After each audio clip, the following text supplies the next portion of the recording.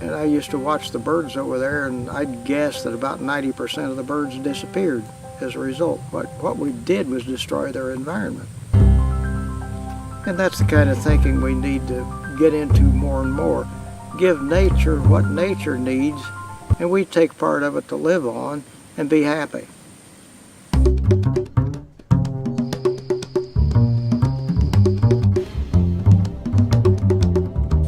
If we really realize that we were part of nature, that is, we're part of a community with nature, we would almost automatically begin to think differently.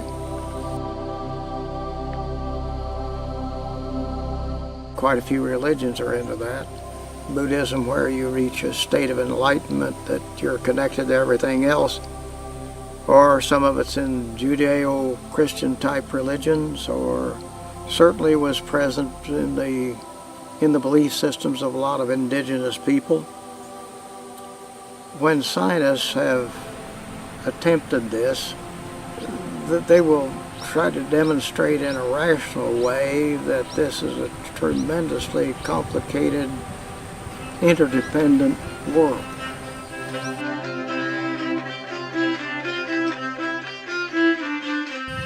Maybe nature thinks in some sense, but we do, in some conscious form. So can we adjust our thinking so that we accommodate nature much more than we usually do?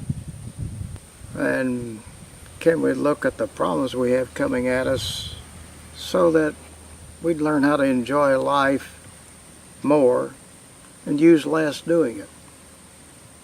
There's a huge number of environmental problems. A lot of that can be fixed if we just don't use so much stuff. Now, there are people here and there anyway that complain about excess consumption just for their own personal peace of mind. Too much clutter in the house, we have that. Too much stuff comes in the mail, can't get rid of it fast enough. Why are we doing this?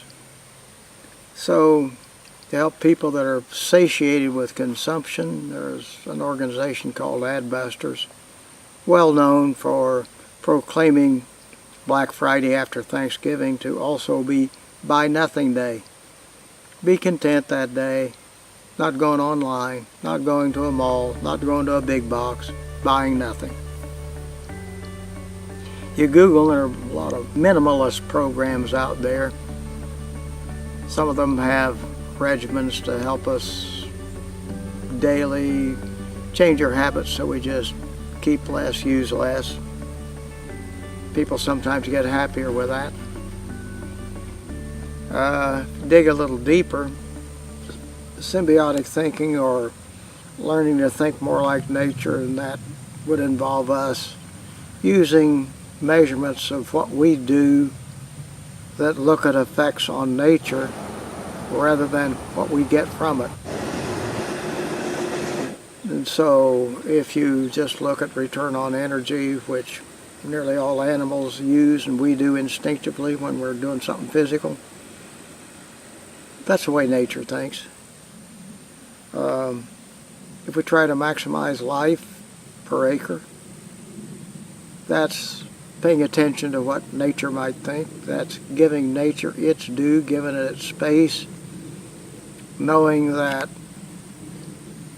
at some point, if nature does its thing, we'll get some part of it for our own sustenance.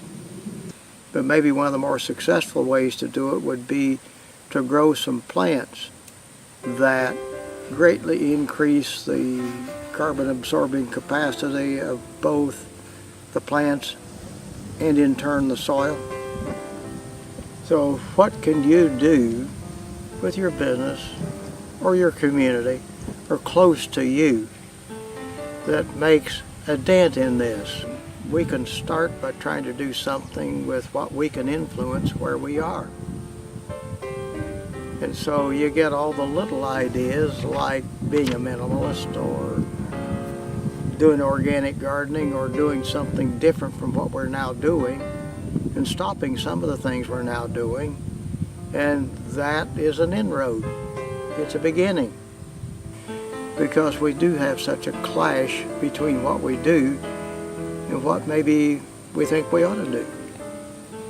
And so you get into this and we can share ideas, share problems, share frustrations at least with it, and determine how we can make each where we are, our piece of the world, a better place to live better, maybe a little happier, and use a lot less doing it.